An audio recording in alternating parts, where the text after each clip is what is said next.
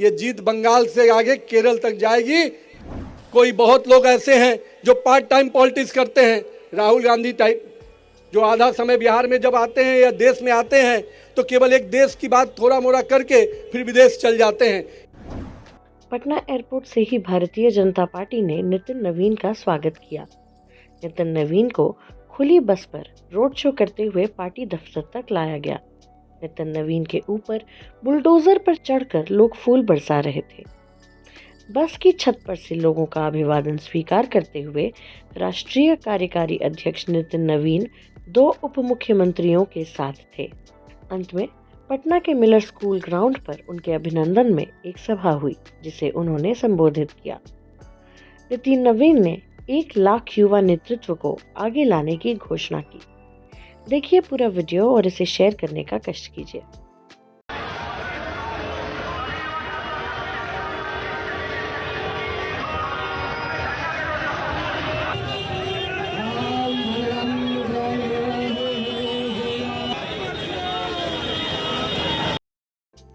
पटना की सभा को संबोधित करते हुए उन्होंने कहा कि केरल से लेकर बंगाल तक भगवा झंडा लहराएगा।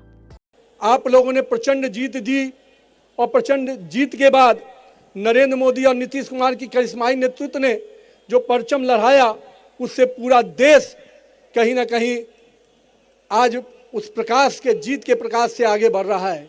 और आज इसी बिहार की जीत का कारण बना कि अभी देश में जो और चुनाव हो रहे हैं, अभी महाराष्ट्र का चुनाव हुआ, अभी आपको अरुणाचल में चुनाव हुए, अन्य अभी हमारे कल गोवा में भी चुनाव हुआ। उन सभी चुनाव में भाजपा का परचम लहरा रहा है।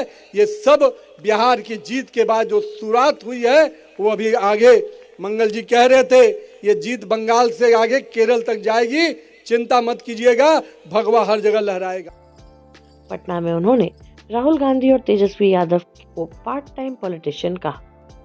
राहुल गांधी भारत के संविधान का अपमान करते हैं, जर्मनी से देश की छवि खराब करते हैं, भारत में रहते हैं तो संविधान का आरोप लगाते हैं, चुनाव हारते हैं तो वोट चोरी का आरोप लगाते हैं।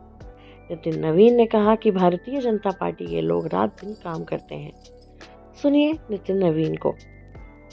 कोई बहुत लोग ऐसे हैं जो पार्ट टाइम पॉलिटिक्स करते हैं, राहुल गांधी टाइप, जो आधा समय बिहार में जब आते हैं या देश में आते हैं तो केवल एक देश की बात थोड़ा मोड़ा करके फिर विदेश चल जाते हैं। इस पार्ट टाइम पॉलिटिशियन से नहीं बनना है, हम लोग फुल टाइम पॉलिटिशियन हैं। हम भाजपा के कार्यकर्ता 24 घंटा काम करते हैं, 24/7 काम करते हैं। तो आइए भाजपा के कार्यकर्ता पद्धति से आगे बढ़िए। ये जो पार्ट टाइम पॉलिटिशियन बिहार में भी एक हैं, सदन चलता है तो सदन में नहीं नजर आते हैं, जब मुद्दा मिलता है तो सड़क पर नजर नहीं आते हैं, और जब मौका हार होती है तो फिर कहीं विदेश चले जाते हैं।